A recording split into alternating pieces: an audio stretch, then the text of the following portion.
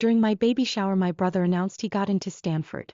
Then they turned it into his party while I scrubbed frosting off the floor. I didn't argue, but the next morning my mom found something on the kitchen table and started screaming. They say your baby shower is supposed to be a celebration. A soft, loving day filled with pastel decorations and polite laughter and people cooing over tiny socks. That's what I pictured when I spent the last 2 weeks planning it. Not a lavish party, just something warm. Something mine. I paid for the food myself. I ordered the cake, picked out the decorations, and even cleaned the living room so it wouldn't smell like old takeout and my dad's cigars. I made a playlist of quiet acoustic songs, the kind I imagine my daughter might fall asleep to someday. I strung paper garlands across the window myself, standing on a stool at 8 months pregnant because no one offered to help. And I did it all thinking maybe for just one afternoon they'd be happy for me. At first it looked like that might actually happen. A few relatives trickled in with wrapped gifts. My aunt brought baby books. My cousin handed me a little stuffed fox and said it looked like something I would have carried around as a kid. I thought maybe, just maybe, this would be okay. Then my parents stood up in front of everyone. My mom tapped her wine glass with a fork and cleared her throat, smiling like she was about to announce a pregnancy of her own. My dad had his arm around her shoulders. I saw Roger out of the corner of my eye, shifting from foot to foot, trying not to grin. Before we cut the cake, my mom said, voice syrupy sweet, we just want to share a little surprise. I knew that tone. That wasn't my moment. Roger stepped forward, holding a letter like it was the Olympic torch. I got in, he said, beaming. Stanford. Full acceptance. Everyone clapped. Someone even hooped. My aunt gasped and rushed over to hug him. The same aunt who just 10 minutes earlier was telling me how excited she was to meet my baby. The energy shifted immediately. You could feel it. Like someone cracked open a bottle labeled Better News, and everyone got drunk on it. My baby shower turned into a college acceptance party in less than 5 minutes. No one said it out loud, but it didn't need to be said. The shift was physical. The chairs scraped toward Roger. My carefully set snack table became his congratulatory buffet. My cake sat untouched. Then his friends arrived. Not mine. His. A flood of loud voices and backpack-strapped high school seniors barging in like they owned the place. One of them shouted, "Where's the party at?" And another already had a speaker in hand. Music. Loud music. Bass that shook the windows and drowned out the lullaby playlist I'd spent 2 hours curating.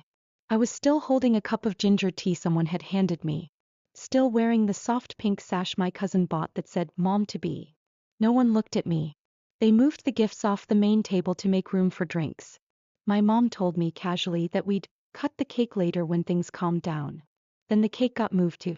Someone set a soda bottle next to it, which tipped, leaving a trail of fizz down the side. I picked up a napkin and started blotting it. The frosting had smeared onto the table. I got down on my knees to wipe it properly before it dried.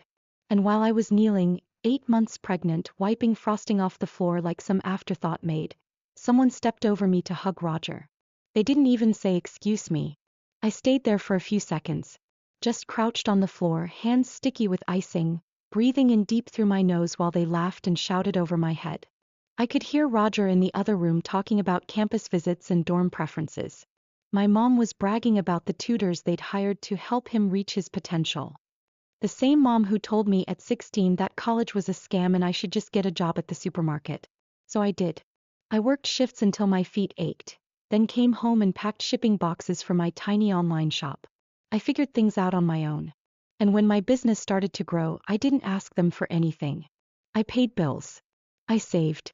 I bought this house with money they didn't even know I had. But somehow they still believed it was theirs. My mom once said I was lucky to be able to live at home during my pregnancy. She said it like she was doing me a favor, forgetting I paid the mortgage, the utilities, and even part of Roger's tutoring last year. It all played in my head as I slowly stood up, sticky napkins still in hand. I looked around the room. My decorations were crumpled.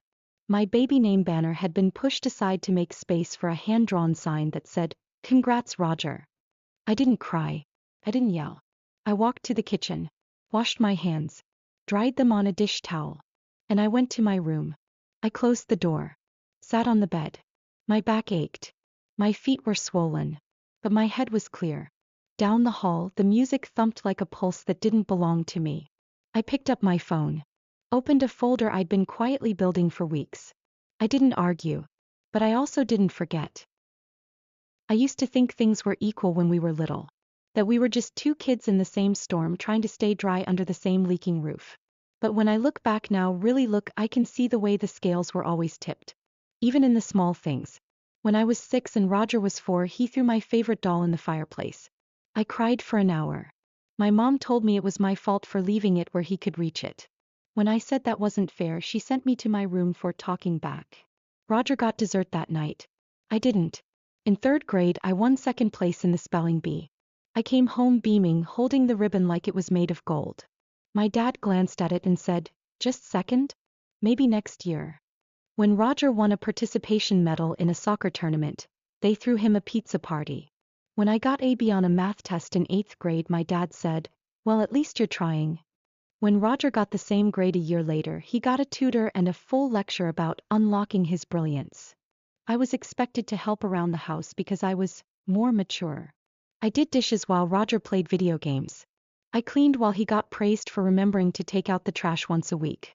I was told to be patient, to be grateful, to set an example. The older I got, the more invisible I became. When I was 16 and said I wanted to go to college, my mom laughed. "College? For what? So you can waste 4 years and come out in debt. Oh honey, you're better off getting a job and saving up." So I did. I applied to everything. Grocery stores, retail warehouses. I got hired at a discount clothing store and worked the floor during Black Friday while Roger was still in middle school. By the time he was 16, he had a brand new laptop, 3 private tutors, and a college prep coach. My parents took out a small loan to cover it. They called it an investment. They never asked me if I needed help with anything. I remember once, at 17, I got into a minor car accident on the way to work. I wasn't hurt, just shaken. I called my mom from the side of the road. She sighed and said, "You should have been more careful," then hung up. 2 years later, Roger dented his fender in a parking lot and my dad left work early to go comfort him. He told everyone at dinner that night how grown-up Roger had been for calling him. At 19, I started my online shop. It was small, just reselling clearance items and shipping them from my bedroom. I packed orders at night, sometimes falling asleep beside the printer. I never told anyone how many returns I had to eat, how often shipping delays made customers furious. I just kept going. And slowly it worked. It wasn't glamorous. It wasn't flashy. But it was stable. Enough to quit my job. Enough to build something real. When I bought the house, I didn't tell my parents right away. I just invited them over and handed them the keys. My mom cried. My dad patted Roger on the back and said, "Now your sister has a place where we can all be together." They moved in the next month. They never asked if they should contribute. Never offered to split bills. They acted like I was doing what any daughter would do. I let it slide. I told myself it was temporary. I thought maybe if I gave enough, they'd finally see me. When I told them I was pregnant, I expected shock. Disappointment, maybe. What I got was worse. "Oh," my mom said, blinking. "Well, I guess that's happening." My dad asked if the father was in the picture. I said no. They nodded. No follow-up. No congratulations. They told Roger at dinner the next night. He laughed and said, "Guess we'll have to baby-proof the Xbox." I laughed too. But only because it was easier than crying.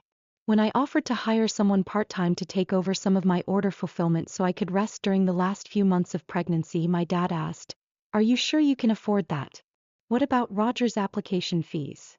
I wish I could say that was the moment I snapped. But it wasn't. It was just another stone in a pocket already full of them. Still, something shifted. Quietly. I started researching. Asking questions. Preparing. Because if they weren't going to protect me, I had to protect myself. And my daughter. I didn't want her first memories to be of me cleaning up after people who only saw me as a resource. I didn't want her to learn that love had to be earned with silence and sacrifice. So I kept smiling. Kept helping. Kept saying, "Sure, no problem," every time someone asked me for something. And I kept planning. That baby shower was never really for me. Not to them. It was a chance to host, to gather, to show off. But it was also the last time I was going to let them do it. They just didn't know it yet. The house was too quiet. It was the kind of silence that didn't feel peaceful. It felt like the moment before a scream. Like a breath held too long. like something was coming. I stood in the kitchen, pouring myself a cup of tea, while the soft hiss of the kettle was the only sound in the world. Outside the sun was barely rising. Inside, the counters were sticky from spilled soda, and the sink overflowed with someone else's dishes. I had placed the notices carefully. One in the center of the table, neatly stacked with 3 more underneath, each one labeled with their names in bold black ink. The baby inside me stirred as I sat down slowly, rubbing my lower back. My body ached, but my mind was clear. I had been preparing for this moment longer than they realized. At 7:02 a.m., I heard the creak of the hallway floorboards. Slippers dragging. My mother. She walked into the kitchen with a tired grunt and froze mid-step when she saw the table. I didn't look at her. I didn't need to. "What is this?" she said, her voice still groggy. I sipped my tea. She picked up the top page and started reading. It took all of 5 seconds for her eyes to widen, her mouth to part. "What the hell is this?" she snapped, voice slicing through the stillness. Another pause. Then she shrieked. "Lily, what is this?"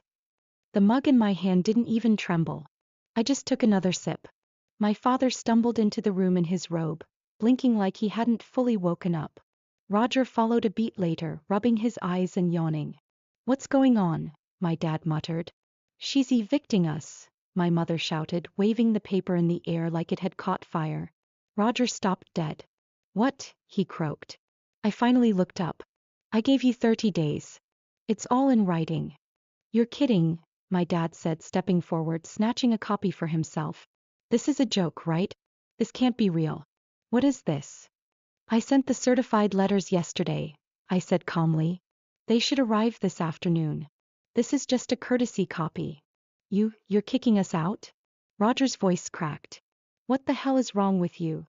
I'm taking my house back." My mom's hands were shaking. Her voice cracked in half. "After everything we've done for you?" she screamed.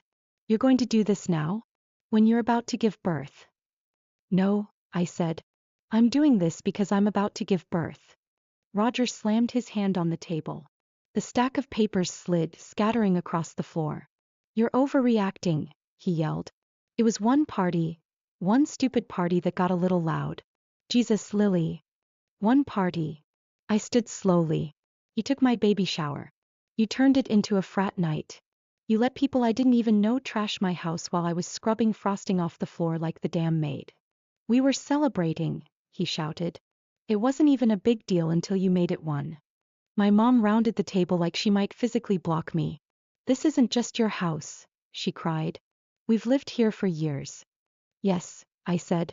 "Rent-free." My dad stepped forward, arms out like a mediator. "Come on," he said. "We're family. This is just emotions running high. You don't really want us out. We'll clean up. We'll apologize. We'll make it right." I stared at him. "No," I said. "You'll gaslight me into thinking I'm overreacting like you always do. Then you'll go back to pretending this house and my life are yours to manage." My mom's face was red now. Bright red. She looked like she might explode. "You ungrateful little brat. You think you're better than us because you started a stupid online store? You think that makes you important? We raised you. We sacrificed for you." I laughed. Quietly. Just one breath of disbelief. "You sacrificed me for Roger. Every single time." My father's jaw tightened. "That's not true." I turned toward him. "When I wanted to go to college, you told me it was a scam. When Roger wanted it, you spent thousands on tutors. When I worked night shifts, you told me to stop complaining. When Roger worked one summer job, you called him responsible. I paid the mortgage. I bought this house. And you still called it ours." Roger slammed his chair back. "You've been waiting to do this. You've been planning this the whole time. Haven't you?" "Yes," I said. "I have." He looked at me like I'd stabbed him. "You're throwing your family out over a stupid party. Over a moment. That's sick." "It wasn't a moment," I said. "It was every moment. For years. This just made it obvious." My mom dropped to a chair and started crying, loud, dramatic sobs like a soap opera actress. "How are we going to live? Where are we supposed to go? What will people think?" "That's not my problem anymore," I said. "We won't leave," she snapped suddenly, her eyes wild. "You can't make us leave. You can't just throw your own parents onto the street. I can, I said. And I have. She looked down at the paper still in her hand. Her lips moved as she read the words again like they might change. This isn't legal, she whispered. I reached into the drawer and pulled out a folder. Inside were copies of the deed, the notice, the certified mail receipts. I laid them gently on the table. It is, I said. I made sure. Roger grabbed the folder and flung it across the room. Papers scattered like snow. You're heartless, he said. No, I said. I'm finally protecting mine. The silence returned. Not the uneasy kind from earlier. This one was heavy. I stood there, surrounded by the mess they made, and for the first time in years, it wasn't mine to clean up. I want you all out by the end of the month, I said. I've arranged for a friend to help you pack if you need it. You're not serious, my father said. You'll change your mind. I looked him dead in the eyes. No, I said. I won't. Then I turned and walked back to my room, past the torn-up streamers, the wilting balloons, and the torn edges of the banner that had once spelled my daughter's name. They had erased me. But I was done being invisible. The first 3 days were oddly quiet. Too quiet. I half expected more shouting. More door slamming. But instead, the house settled into a strange limbo where no one looked at me and I didn't try to be seen. They moved like ghosts. Roger stopped blaring music from his room. My mother stopped pretending to clean the kitchen she never actually cleaned. My father sat on the porch for hours with the same cup of coffee barely touched. But I knew the silence wouldn't last. On the 4th day the calls began. It started with Aunt Rachel. Then Uncle Ted. Then my mom's friend from church who hadn't spoken to me in 3 years suddenly texted, "We're really concerned about you, sweetie." Concerned. Right. It was obvious my mother had begun her campaign. She'd been painting me as hormonal, unstable, probably not thinking straight because of the baby. She's making rash decisions, she'd said to someone. I saw the forwarded message from a cousin. We don't want to stress her out, but she needs help. They were spinning it as concern, as love, as the kind of emotional pressure designed to make me feel like the bad guy. The next day my father asked to talk. We'll start contributing, he said. Rent bills. We should have done that before. You're right. He said it like it was a peace offering. Like it erased everything. You had years, I said. You didn't just forget. You chose not to. He nodded. Then added, but think about what this looks like to the rest of the family. There was the shame card. I smiled and walked away. Day 7, Roger tried a different tactic. I talked to Coach Harrison, he said over dinner. He said if I defer a year I might lose my scholarship. If we have to move right now I can't focus. I can't even sleep. I nodded. Tough. You don't even care, he snapped. You didn't care when I was 8 months pregnant and scrubbing frosting off the floor. He slammed his fork down and stormed off. Day 10, I got a call from my business partner. Hey, just a heads up, she said hesitantly. Someone emailed me anonymously claiming you're emotionally unstable and might not be able to handle running the business after the baby comes. They suggested I start looking at new leadership. My stomach sank. But only for a moment. I took a screenshot of the email. Cross-referenced the language with messages my mother had sent before. It matched. Word for word. I didn't reply. I forwarded it to my lawyer. Day 12, they stopped pretending. My mom cornered me in the hallway. I know you think you're strong now, she hissed. But when that baby comes and you're exhausted and overwhelmed, we'll see how long this lasts. Don't come crawling back when you realize you need us. I looked her in the eye. I already realized I don't. Day 16, a sheriff's deputy dropped off a letter at the front door.